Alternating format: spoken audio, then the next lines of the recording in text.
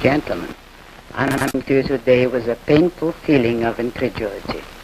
To me, it is incredible that I should be speaking in the heart of New York, the greatest city in the world, to a group of distinguished American businessmen over so magnificent a product of American technology as a television set on such a topic as capitalism versus communism, as if any comparison, issue, or choice between them were conceivable. On the one hand, we have the record of the greatest achievements and the remnants of the noblest system ever created in the history of man. On the other hand, we have a bloody slaughterhouse of ragged savages ruled by a blustering anthropoid, inflated by our handouts, our land lease, our atomic secrets, our concessions, our compromises, our self-betrayal. The world is being destroyed by a terrible conflict, but it is not the conflict of capitalism versus communism. It is the conflict of capitalism versus itself, with communism as the profiteer and the scavenger among the ruins, who is advancing and winning by default. Capitalism is in the process of committing suicide, and if we want to stop that process, we must understand its reasons. No political economic system in history had proved its value so eloquently or had benefited mankind so greatly as capitalism, and none has ever been attacked so savagely and blindly. Why did the majority of the intellectuals turn against capitalism from the start?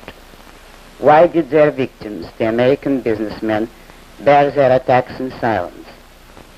The cause of it is that primordial evil which, to this day, men are afraid to challenge, the morality of altruism.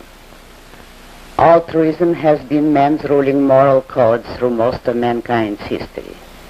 It has had many forms and variations, but its essence has always remained the same. Altruism holds that man has no right to exist for his own sake, that service to others is the only justification of his existence, and that self-sacrifice is his highest moral duty, virtue, and value.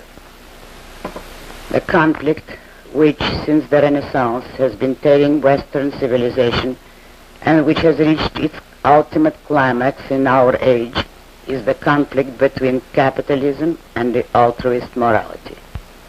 Capitalism and altruism are philosophical opposites. They cannot coexist in the same man or in the same society. The moral code, which is implicit in capitalism, had never been formulated explicitly.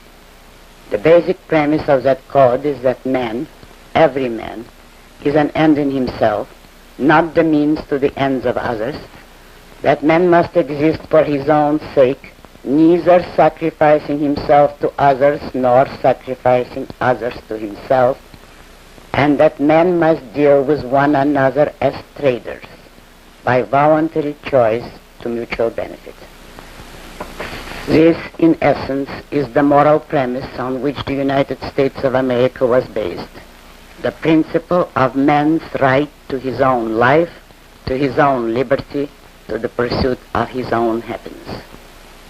This is what the intellectuals did not and could not choose to identify, so long as they remained committed to the mystic's morality of altruism.